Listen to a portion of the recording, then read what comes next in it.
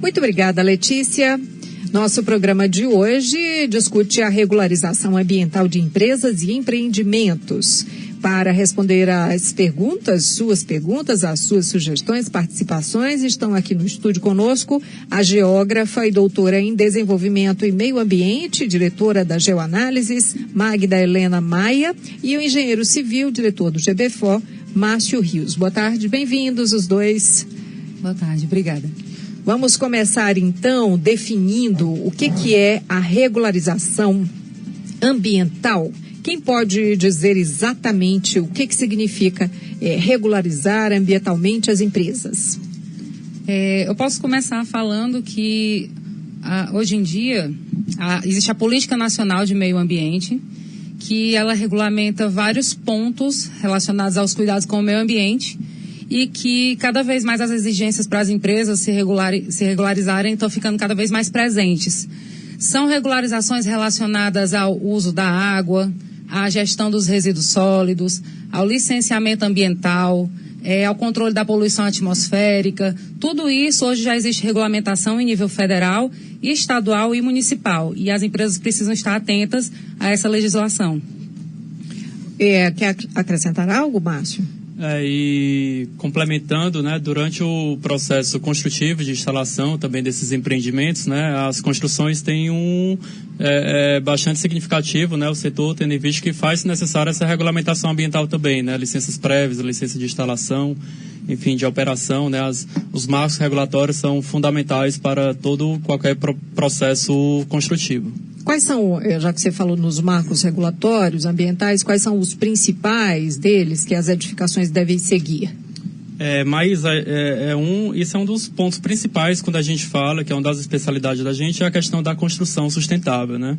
Então, muito se fala desse tema e não existe construção sustentável sem seguir um marco regulatório. Então, muito se fala por aí, o empreendimento tem placas solares, fotovoltaica, tem todas algumas características, né, tecnológicas, mas às vezes não segue um recuo lateral, uma taxa de permeabilidade, né, uma adequabilidade, uma acessibilidade da calçada, enfim, alguns parâmetros básicos, e é isso que a gente mais coloca, ou seja, a base da sustentabilidade do ambiente construído está em atendimento desses marcos regulatórios. Esses marcos regulatórios são, como eles, os principais, o plano diretor, a lei de uso e ocupação do solo, o código de obra e postura, enfim, a equipe que está envolvida no processo do empreendimento, seja o arquiteto, o engenheiro, ele tem que estar atento para seguir esses parâmetros urbanísticos. E aí, só complementando, Maísa, o que é que acontece? Uma vez construído, mesmo que siga todos esses parâmetros, é importante entender que esse empreendimento ele vai estar em atividade. Seja um condomínio, seja um shopping, seja um supermercado, ele vai ter atividade. Durante a operação dele, ele também tem uma série de marcos regulatórios que ele precisa seguir para continuar operando de forma ambientalmente adequada. A gente já, não sei se eu estou querendo colocar o carro adiante dos bois, mas a gente pode falar que tipos de empreendimentos, você citou alguns aí, né? Quais são obrigados a passar por essa regularização? Olha, hoje em dia a gente pode dizer que 90% dos tipos de empreendimento hoje em dia precisam de algum tipo de regularização ambiental. Alguns são isentos de licenciamento, por exemplo. Alguns mais simples, licenciamento como, por exemplo, ambiental. Isso. Certo. Como, por exemplo, um escritório de contabilidade, um escritório de advocacia. Essas atividades de serviços um pouco mais simplificados, né? Em termos de impactos ambientais, eles recebem uma isenção do processo de licenciamento ambiental. Mas eles, por exemplo, precisam cuidar da gestão dos seus resíduos. Se ele usar água de poço, ele precisa que isso esteja autorizado. Se as pessoas não sabem, mas, por exemplo, até o cartucho que você usa ou a lâmpada que você usa no seu escritório, que de repente não é uma lâmpada LED, ela é considerada um resíduo perigoso e tem que ter uma destinação adequada. Então, hoje em dia, quase todas as atividades geram algum tipo de impacto ambiental e, por isso, tem alguma lei, algum marco legal que vai incidir sobre essa atividade. É preciso que os empresários fiquem atentos a isso.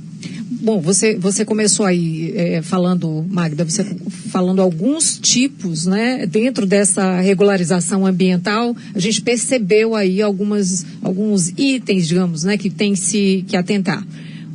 Então, vamos tentar aqui deixar claro Como é que se faz um diagnóstico e aí a gente tenta traçar aqui quais seriam esses caminhos, né, dentro dessa regularização ambiental pelos quais os empreendimentos, as empresas, as construções, enfim, têm que passar?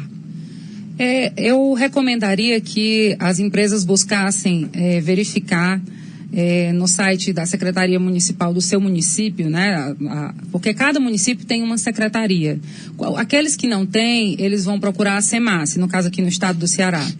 Verificar nesses sites quais são, eles têm normalmente tabelas, e nessas tabelas, porque são muitas as atividades, eles indicam quais são aquelas atividades que estão identificando onde está inserido. Exatamente. Há aquelas que são consideradas de alto potencial poluidor, de baixo potencial. A partir do momento que você identifica como que sua atividade está enquadrada para os órgãos ambientais, aí o próximo passo seria buscar ter uma gestão ambiental na empresa. Isso é fundamental.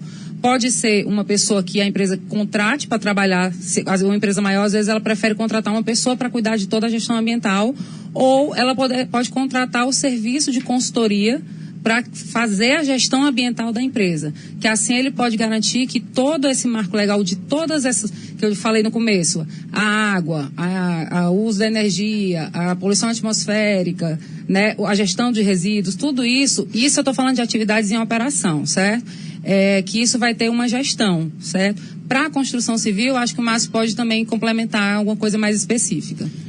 A gente teve recentemente aqui uma imagem absurda ali do lado do Castelão, aquele riacho que passa, que eu não consigo lembrar agora, mas ele é uma afluente do Cocó, salvo engano, e é com aquela imagem de uma Maceió, com aquela imagem de uma camada de espuma enorme, e aí foi feito um laudo preliminar ali que tem produtos químicos, né? Não sabem exatamente de onde que saiu, então quer dizer, as empresas nitidamente, quando você encontra um acidente, não é acidente, né? Algo como isso, que não estão gerindo adequadamente, né? Isso. Não estão preparadas para respeitar o meio ambiente. Os esgotos são lançados em lagoas, enfim. Vou fazer um complemento e passo a bola de novo para o Márcio, tá? Você falou a respeito da questão da poluição dos corpos hídricos. O normal é que a empresa esteja ligada à rede regular de esgotamento sanitário, que é a CAGES. Porém, o município todo ele não está contemplado ainda com esse serviço. Então, a alternativa seriam as fossas sépticas ou, em caso de algumas indústrias, empresas que produzem efluentes muito poluidores, ela tem que ter estação de tratamento própria. Essa estação de tratamento também precisa ser licenciada, certo? Então, uma vez que isso não é feito, eles lançam diretamente nesses corpos hídricos, gerando esse problema de poluição. E aí, vou passar a bola para o Márcio falando justamente que não só esgoto. Hoje em dia, o que mais se vê sendo jogado nesses corpos hídricos são resíduos da construção civil. E nós vamos falar sobre isso daqui a pouquinho, na volta do intervalo. Lembrando que você pode participar com a gente no 3066-4030 e também no 981665589. Estamos conversando hoje aqui no Tecnologia no Dia a Dia sobre regularização ambiental de empresas e empreendimentos e já percebendo que há problemas muito claros, próximos justamente da não regularização ambiental desses empreendimentos. Participe com a sua pergunta. Estamos conversando hoje aqui com Magdalena Maia e com Márcio Rios. Voltamos em instantes. Tecnologia no Dia a Dia. 1 minuto com Lúcio Brasileiro. Aqui, Brasileiro, Profissão Esperança, meu recado é curto e doce. Diretamente do set da CBN, sob os auspícios de M. Dias Branco, sempre de braços abertos para crescer. A pergunta é, que deve evitar um convidado dizer ao chegar numa festa? E a resposta, tem algumas coisas impertinentes. Talvez a mais impertinente é você dizer assim, só vim porque era você. Ou então, vim para demorar pouco. Ou então, estou só de passagem. Nem que você, por qualquer motivo, esteja só de passagem, não diga ao chegar, porque é desestimulante para quem recebe, é desestimulante para os donos da casa. Isso posto, até amanhã com Deus. 1 minuto com Lúcio Brasileiro.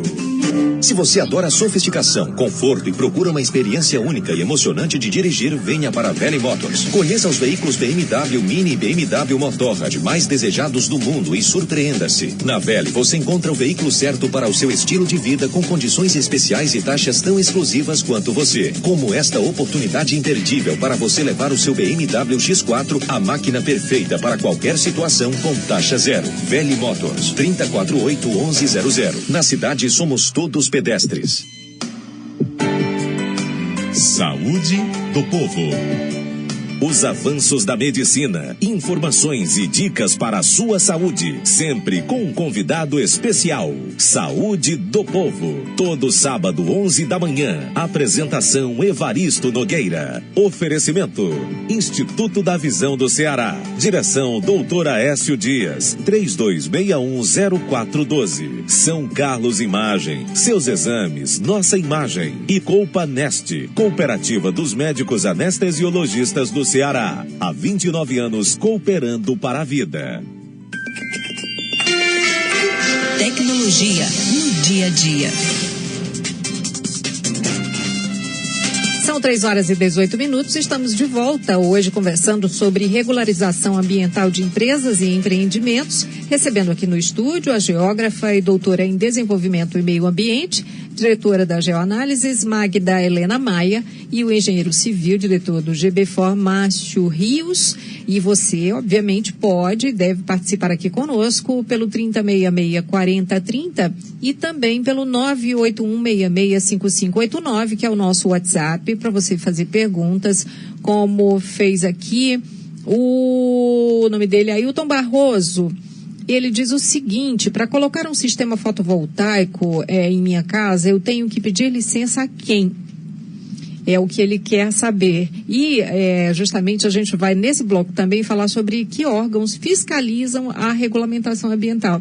Além de pedir a quem, como é o que ele fala aqui, a Magda tinha tocado rapidamente no bloco anterior sobre isso, né, Magda? Sobre um rol de itens, né? Que você vai ver se ali você está listado, se a sua necessidade está ali dentro, né? Isso. Né? Como é que responde aqui ao Ailton? Com relação à instalação que você está falando? Sim. Você quer falar, Márcio? Pode ser. Não, pode ser. O Márcio vai responder essa e eu respondo a próxima. Tá bom. Tá, ok. Então, assim, o proprietário, né, da unidade residencial ou comercial, né, ele deve adquirir, claro, os equipamentos. Claro que isso parte de um projeto. O projeto deve ser executado primeiramente, buscar um profissional habilitado, né, um engenheiro elétrico, enfim, algum profissional direcionado para esse tema, para elaborar o projeto. O projeto ele deve estar habilitado, né, diretamente também com a concessionária local, no caso a Coels. Isso se o sistema for um grid, né, que ele é ligado à rede, ou seja, exatamente, você pode, o que ele cita aqui. Você pode sim, né, hoje fazer a conexão do seu sistema fotovoltaico junto com a concessionária local, no caso aqui, né, a Enel, e aí você já faz essa geração de energia sem precisar de sistema de bateria. No caso do off-grid, não, né? Você não precisa fazer essa conexão. Então é fundamental um profissional habilitado, né? E para fazer o projeto e execução, e também estar em contato com a concessionária local, a Enel. No site do Senge, eu recordo que nós já falamos aqui algumas vezes sobre essa questão e eu estou tentando achar justamente aqui onde está no site, porque tem um local que indica quais são, né, os locais, está aqui energia solar, tem um local que indica quais são as empresas que estão habilitadas para fazer, né, e tudo. Então, no próprio site do Senge, o site do Senge, que é o www.sengece.org.br, você tem informações também. Magda. No caso, não é exatamente, o Márcio deixou bem claro, não se trata nesse caso de uma autorização ambiental, já é outro tipo de tramitação, porque não é considerada uma atividade causadora de impacto, e sim benéfica, né?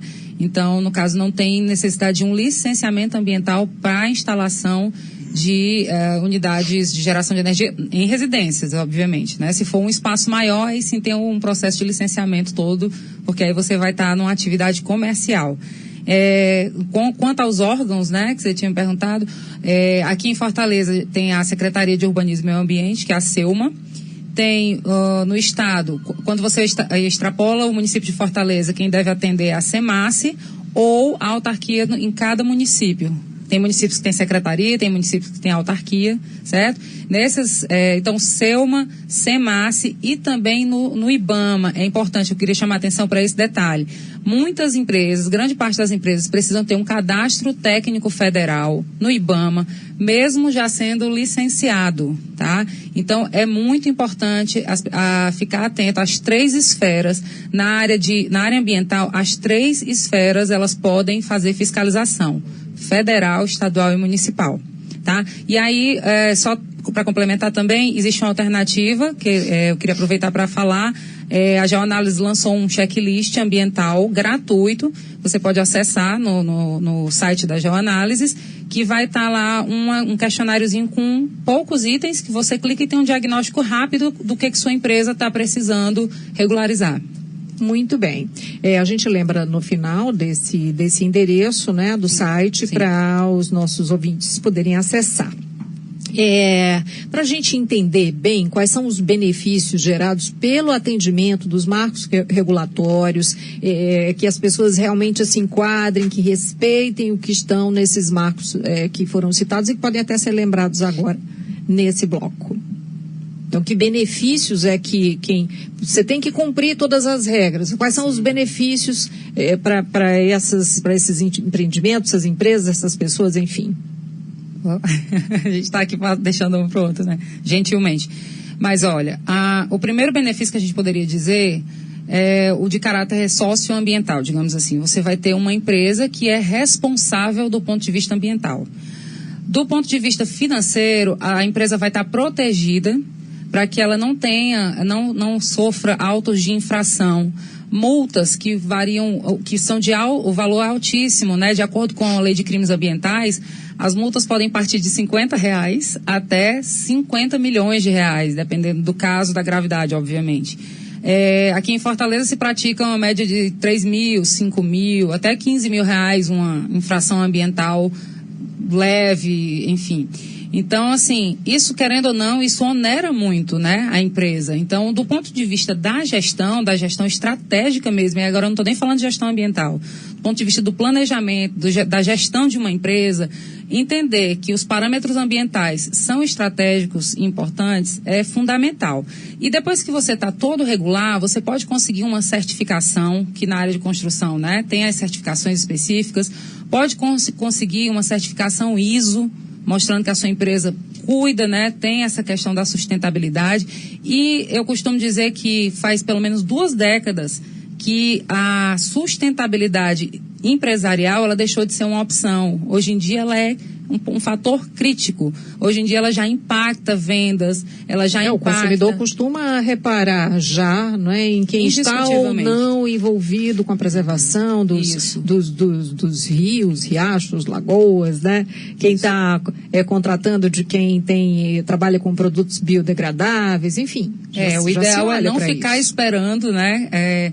Que o seu concorrente saia com essa super vantagem competitiva de ter o marketing verde, de sair com essa imagem boa aí para o mercado, enquanto você está ficando para trás, né? E como a Magda colocou, assim, os benefícios, né, financeiros, né, também ambientais, ele tem esse foco também, principalmente na parte social. Né, assim, os empreendimentos que seguem, por exemplo, na fase de construção e uso e operação também, que se adequam, né, aos parâmetros urbanísticos, ele é um empreendimento que está atendendo socialmente, por exemplo, a uma calçada acessível, né, a acessibilidade, a questão mesmo desse enfoque social, né, de ter uma caminhabilidade, ou seja, um empreendimento que não atende aos recursos ou não atende à taxa de permeabilidade, por exemplo. É um empreendimento que está contribuindo, é mais um empreendimento que contribui para as grandes enxurradas, por exemplo. Taxa do que você citou agora? A taxa de permeabilidade. Que é isso? É um dos indicadores urbanísticos, né, que deve ser atendido, né, diante dos marcos legais, para poder você construir. Você não pode comprar um terreno de 100 ou 200 metros quadrados e construir 200 metros quadrados. Você, de acordo com a localidade, de acordo com a tipologia do empreendimento, faz-se necessário deixar um local para a água permear. Isso é algo natural. Mas tem muito pouca gente fazendo isso, Márcio. Antigamente tinha uns quintais, né? Era fantástico. Mas se o povo já quer, por exemplo, passar, né, aí no que diz respeito à gestão pública, quer passar asfalto em tudo. Então, né? Permeabilidade zero. zero, Isso rompe, Maísa, justamente com o ciclo da natureza. A natureza é perfeita, né? Então, assim, a gente vê o ciclo hidrológico, a partir do momento que você corta, você impermeabiliza, você está cortando o ciclo da água. Isso significa então, também, olha, só trazendo aqui para o real, para o cotidiano, o real que eu digo é o de cada um, individualmente. Sim. Então, tem muita gente que corta aquele matinho que nasce na frente de casa, do prédio, do condomínio, corta o matinho. Não satisfeito, passa um cimento ali que é para o matinho nunca mais voltar. Então, essas chuvas vêm, aquele matinho, aquela areinha que tinha ali minimamente vai fazer falta. E aí, né? qual a consequência? Tanto da questão da permeabilidade de um empreendimento, quanto do matinho. É que quando você quer ir para o seu trabalho em dia de chuva, você não consegue chegar. Aí a culpa é da chuva.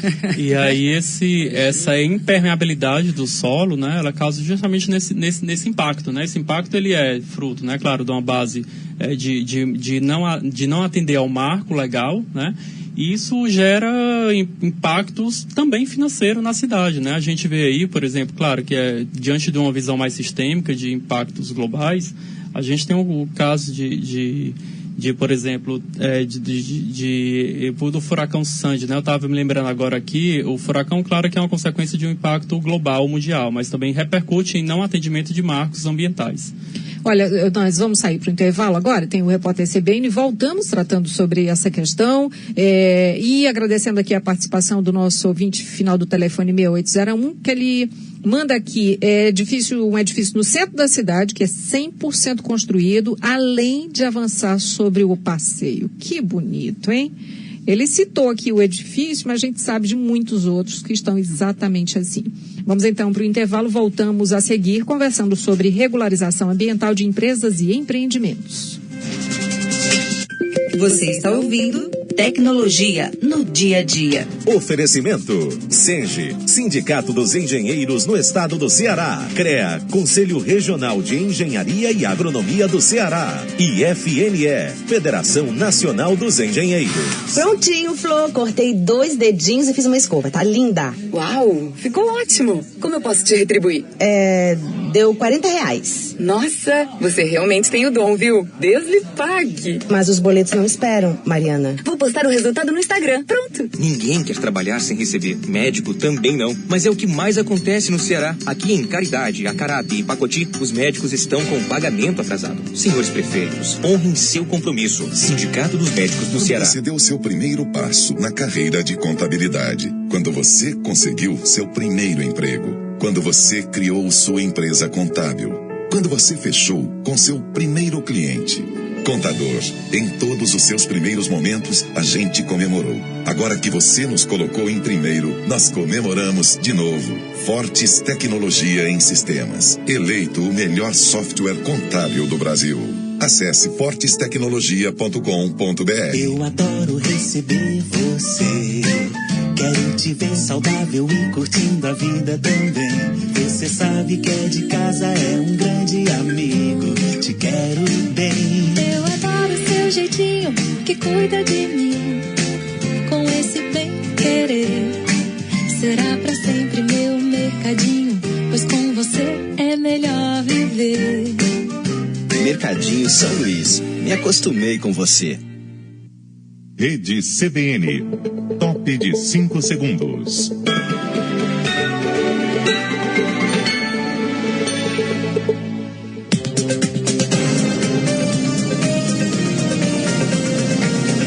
Repórter CBN.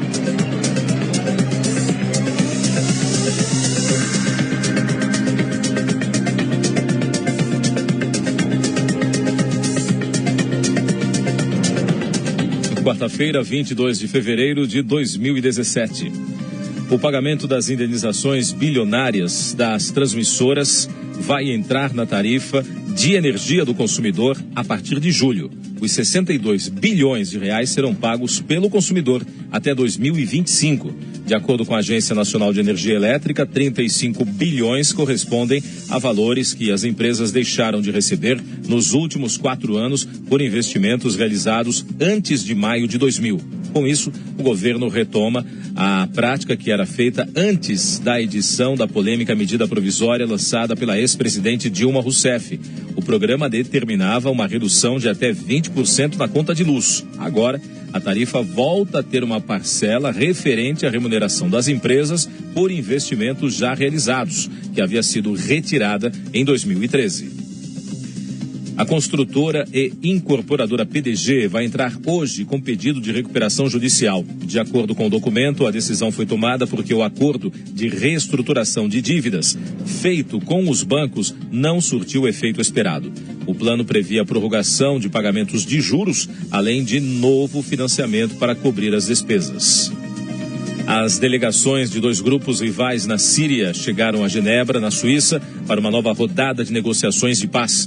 O encontro vai ser mediado pela Organização das Nações Unidas. O objetivo é encontrar uma saída para acabar com o conflito de mais de 6 anos entre os rebeldes e o regime do presidente sírio Bashar al-Assad. A Bolsa de Valores de São Paulo opera em queda de 0,96%, com 68.397 pontos. O dólar comercial cai 0,28%, cotado a R$ 3,082. O euro vale R$ 3,24, baixa de 0,47%.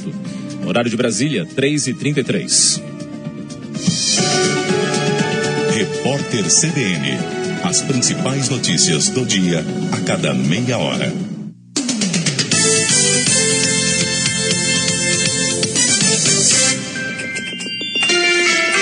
Tecnologia no dia a dia. Apresentação Maísa Vasconcelos. Estamos de volta, são 3h33, hoje conversando sobre regularização ambiental de empresas e empreendimentos, recebendo aqui no estúdio a geógrafa e doutora em desenvolvimento e meio ambiente, diretora da Geoanálises, Magda Helena Maia, o engenheiro civil diretor do GBFOR, Márcio Rios, e agora conosco também o engenheiro civil diretor de comunicação e marketing do SENGE Ceará, Áulio Antunes. Nós falamos ainda há pouco, Magda citou alguns dos órgãos que fiscalizam a regulamentação ambiental, e o Emanuel do Passaré pergunta quantos fiscais tem. Não adianta dizer quais são os órgãos, né? Porque bom, aí eu acho que nesse caso aqui esse dado não, mas é importante, ele lembrou algo importante. Além dos órgãos ambientais, o município de Fortaleza hoje tem uma agência de fiscalização. Então, ela é uma agência onde todos os fiscais ambientais e urbanísticos, digamos assim, eles estão reunidos nessa agência, recebem as diretrizes das secretarias para fazer essa fiscalização em toda a cidade. E recebem, inclusive, denúncias, né, de todos os cidadãos. Sim, então, digamos assim, não é que é aquele discurso fácil de que cada um é cidadão, que, inclusive, tem um prato cheio para demagogia, né? Mas para populismo, enfim. Mas, de fato, é assim. Então, se tem um ponto de lixo na sua rua, no seu bairro, você é uma das pessoas que podem atuar também fiscalizando e denunciando, né? Sem dúvida. Só lembrando aí o número 15B. Ah, mas eu já fiz isso 1 milhão de vezes, não resolveu até agora. Há de chegar um dia que isso vai se resolver, né? Mas, e também eu vejo, viu, Magda, a colaboração da sociedade, né? A sociedade, ela tem que ser a parte ativa nesse processo, porque sem ela, não vai ter fiscal suficiente para ver toda a área de Fortaleza, né? Isso é irreal, isso não tem. A prefeitura, os órgãos competentes, né, para isso, não tem essa infraestrutura realmente. Então, a população precisa dar essa ajuda. Agora, eu gostaria de perguntar aqui, tanto ao Márcio como à Magda, como é que o setor acadêmico poderia fomentar de uma maneira mais prática para a população começar a ter essa consciência? O Áulio tocou no ponto muito importante. Eu tenho uma visão que, claro, a sustentabilidade ela deve caminhar por dois segmentos, que seria um que a gente está falando, que são os marcos legais, que é a obrigação, por obrigação, isso não tem como mais voltar, né? As marcas regulatórias vão se ajustando para essas mudanças climáticas e toda essa temática ambiental. E o outro caminho é a educação, isso é a base, né? E a educação, ela nasce, no caso dos profissionais, os engenheiros, geólogos, enfim, geógrafos, os profissionais que atuam nesse setor, ele vem da base da academia e isso deve ser introduzido lá dentro do tema. Qual é o problema que eu vejo? Hoje na academia, esse tema ele está dentro de uma caixa. O tema ambiental ele não pode ser tratado dentro de uma disciplina. Então isso é o que está acontecendo. Se eu falo de construção sustentável, e se no curso de engenharia eu tenho disciplina de engenharia, instalações elétricas, é lá onde eu vou ver a parte de placa solar, fotovoltaica, né, iluminação eficiente. Se eu tenho uma disciplina de instalações hidráulicas, é lá que eu vou ver a parte de captação da água da chuva. Se eu tenho disciplina de materiais, lá eu vou ver materiais ecológicos, enfim. Não são vistas essas temáticas nessas disciplinas e acaba agrupando isso dentro de uma caixa, numa pós-graduação, enfim, numa disciplina optativa. E esse tema, ele está sendo aderido à academia, mas de forma ainda muito introdutória e separada. Deve ser transversal, como é a temática ambiental. Complementando, os cursos têm que preparar os profissionais também para que eles saibam atuar de maneira interdisciplinar. Porque o arquiteto e o engenheiro, eles precisam entender que precisam do biólogo, do geógrafo, que é o pessoal das ciências ambientais propriamente dito, para poder dar garantias para eles nos cálculos que sejam deles. O cálculo, a natureza, ela tem uma dinâmica muito específica, muito própria, que você não consegue aprender numa cadeira na faculdade. São anos e anos até você achar que sabe alguma coisa sobre o meio ambiente, né, Márcio? E isso, a importância do trabalho interdisciplinar é que vai dar segurança para que esses projetos possam efetivamente serem considerados, né? Agora, falando especificamente da educação, tem esse papel da academia, que foi exatamente a sua pergunta, mas eu queria chamar a atenção para o seguinte: educação ambiental, a gente precisa tratar esse tema de maneira séria e não como aquela vamos tocar nesse ponto aqui de educação ambiental porque tem que falar. Não, isso tem que ser uma prioridade, não só em todos os locais, na iniciativa privada, nas corporações, no setor público. Então, isso tem que ser uma prioridade. E um detalhe: não se trata somente da educação ambiental que é feita para a criança nas escolas. Nós precisamos educar os adultos que não tiveram educação ambiental na sua época escolar. Por quê? Porque tudo que está sendo feito hoje pelas escolas, para as crianças, os adultos com um mau exemplo, eles têm a capacidade de destruir, pelo menos aí por ainda uns 30, 40 anos, e influenciar negativamente essas crianças que deveriam estar vindo com uma formação melhor. Então, a educação ambiental é uma temática muito séria nesse aspecto. E aí a educação ambiental também empresarial. Os empresários precisam buscar saber quais são as regras ambientais que eles precisam seguir para garantir que o negócio deles seja sustentável, né? Tem que parar de ter essa visão que o meu empreendimento, ele é um ponto, é uma agulhazinha, eu só causo impactos aqui no meu ponto onde eu estou. Não é. Meio ambiente, tudo acontece de maneira sistêmica. Essa alfabetização adulta é mais complexa, né, Marcos? Isso. Já que você entrou aí pela questão sistêmica mesmo, a gente pode, voltando aqui para a questão da regularização ambiental, a gente pode dizer que toda e qualquer atividade industrial e de serviço, por exemplo, produz algum tipo de impacto ambiental? Tanto a industrial, a comercial e a de serviço são causadoras de impactos. A diferença é o nível de impacto que elas podem acarretar ao meio ambiente. Então, não existe. Durante muito tempo, teve muito esse mito de achar que só a atividade industrial causava impacto ou os empreendimentos da construção civil. Também tem uma ideia equivocada de que impacto ambiental é relacionado a verde. A gente ainda tem muito isso na cabeça. As pessoas acham que só tem impacto ambiental se tirar a árvore, se suprimir a árvore. Não, impacto ambiental é uma emissão de uma fumaça. Impacto ambiental é a taxa de permeabilidade que você não obedece no seu empreendimento. O gerador ligado no grande show musical. Sem dúvida. A poluição sonora também é impacto ambiental. O número de veículos que vai aumentar caso a igreja se instale naquele quarteirão. Exatamente. Né? Porque recentemente foi aprovada uma lei aqui no município que diz que não precisa licenciamento.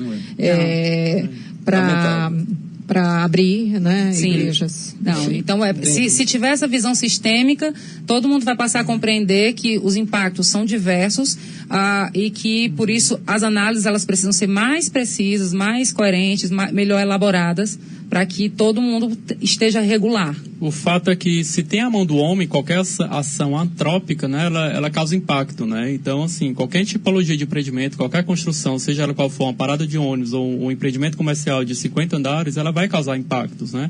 Cabe se mensurar, né?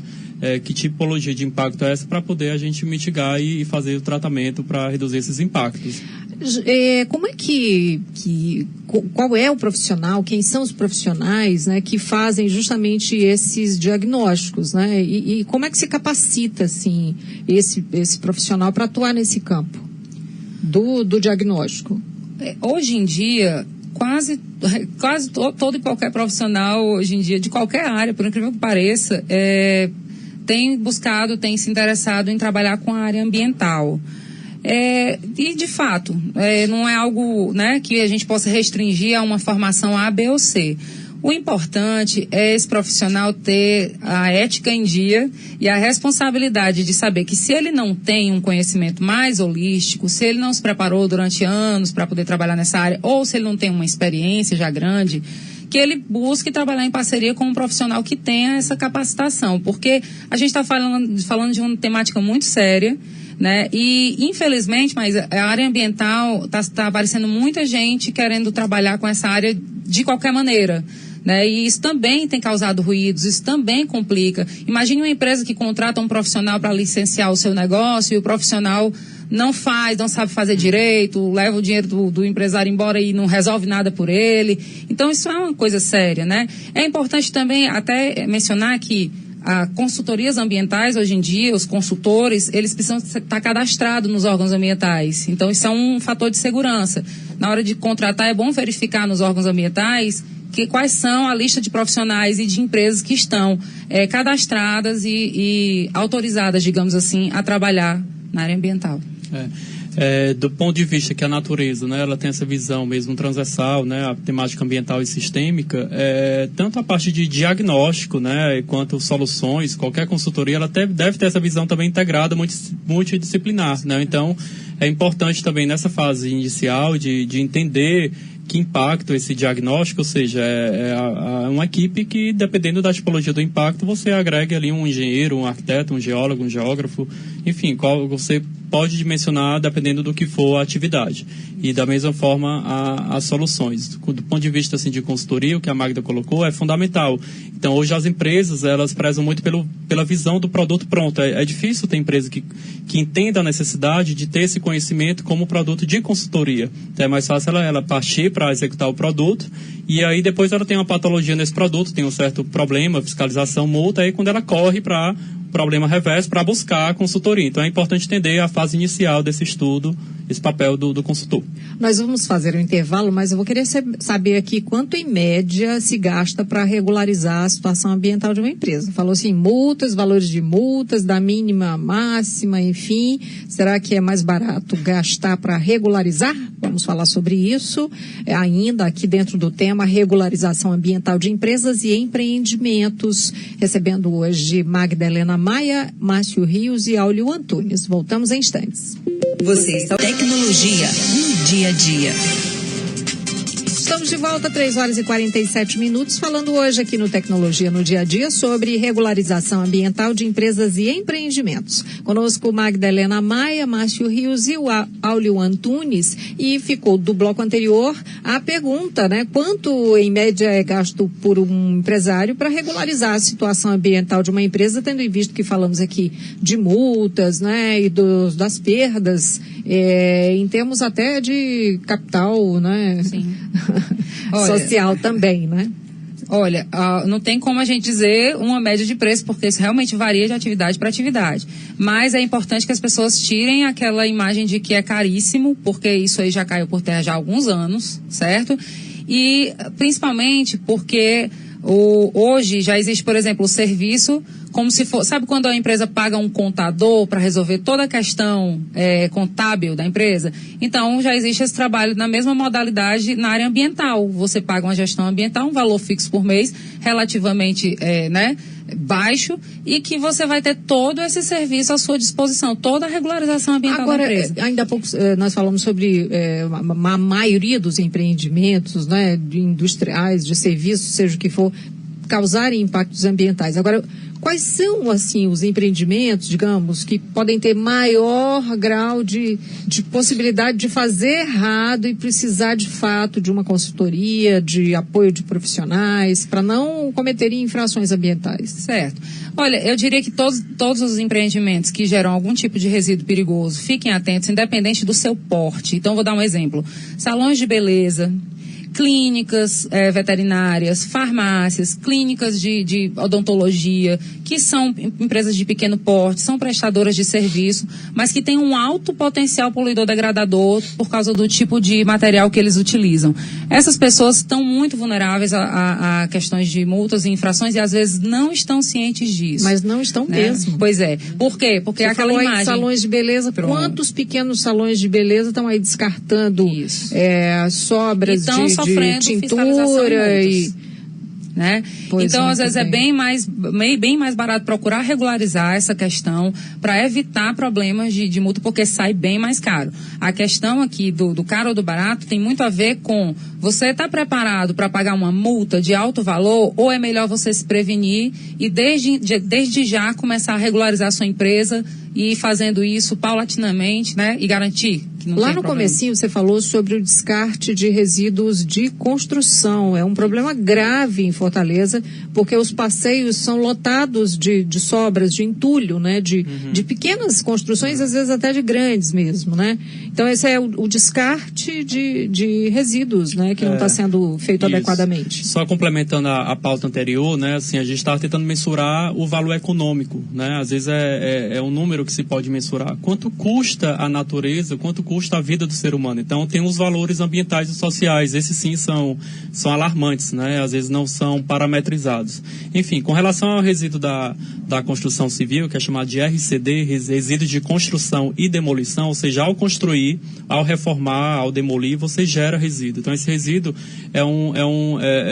tem um grande impacto nas grandes cidades. Hoje, mais da metade dos resíduos sólidos urbanos vem da construção civil, né? Se pegar o resíduo hoje de Fortaleza, a metade é do setor da construção. Então, é claro que a maioria do volume desses resíduos, ele vem de pequenos geradores, né? Isso gera aqueles pontos, né, de resíduos aí no meio da cidade.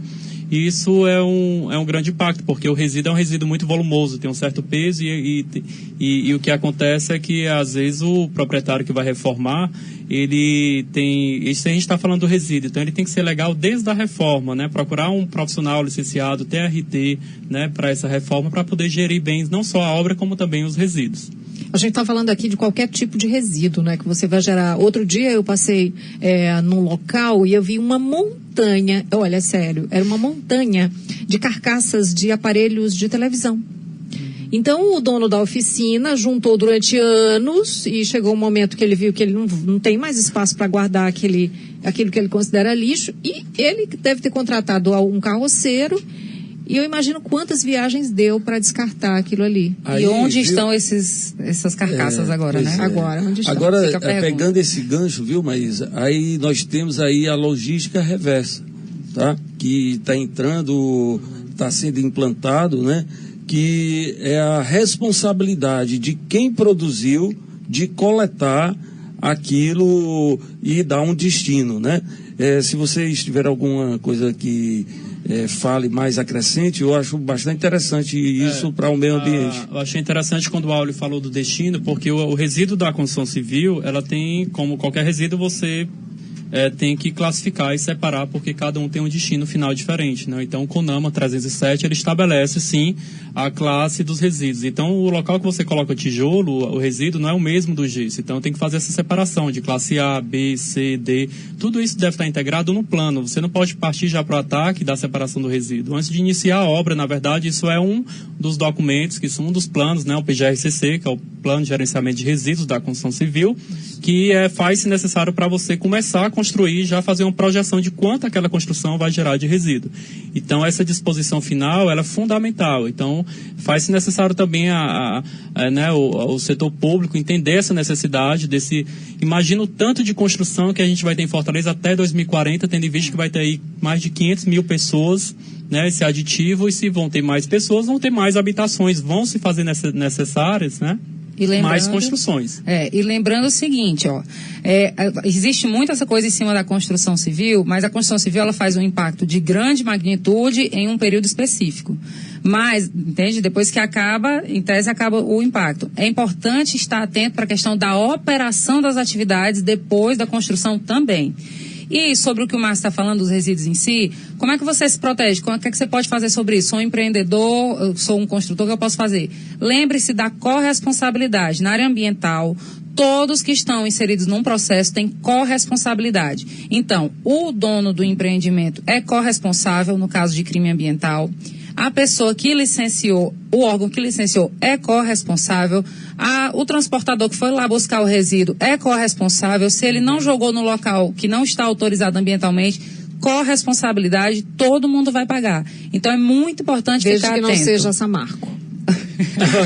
Desculpem, eu não resisti. Pois é. Bom, mas é por aí, né? Infelizmente tem esse problema, mas a lei, ela existe para todo mundo. Cedo ou tarde, alguém vai pagar por isso. A gente focou muito na geração, mas é importante também entender a não geração, o não gerar o resíduo. Então, que é isso? Isso, a gente tem que partir de processo, por exemplo, de empreendimentos construtivos, que a gente, desde um bom planejamento, de um bom projeto, pensando em métodos construtivos, em sistemas construtivos, como light steel frame, como sistemas de estrutura metálica, ou seja, você fazer uma paginação de uma cerâmica, você não vai ter corte em todos os lados. Aí ou seja, é um avanço ou seja, uma coisa é gerar, separar, transportar e dar um destino final correto. Ok, uma coisa é não gerar ou gerar menos. Isso é um outro indicador que eu acho que é a base, vai por aí. Isso. Mas eu queria só falar, porque o Áureo perguntou sobre a logística reversa. Nós estamos nos 2 minutinhos finais, já pode ir finalizando. Tá bom. Só um detalhe rápido. O que é isso? Alguns produtos são obrigados a ser devolvidos para as fábricas. Por exemplo, baterias de carro,